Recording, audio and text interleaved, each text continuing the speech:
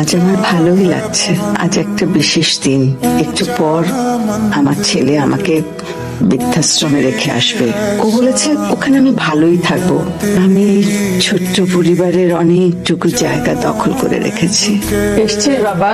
বাবা একটা কথা বলতে চেয়েছিলাম। হ্যাঁ বলো। দিন ধরে না একদম ঝাপসা দেখি, একটু ডাক্তার কাছে নিয়ে যাবি বাবা আজকে? আচ্ছা ঠিক আছে, আমি একটু ফ্রেশ হয়ে নিই, তারপর তোমাকে নিয়ে যাচ্ছি। আচ্ছা বাবা। আমাকে বাণিজ্য মেলায় নিয়ে যাওয়ার কথা ছিল না?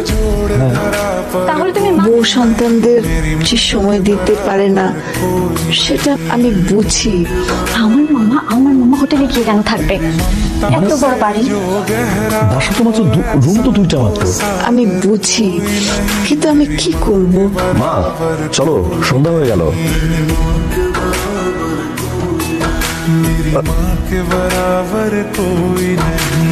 বাবা চলো।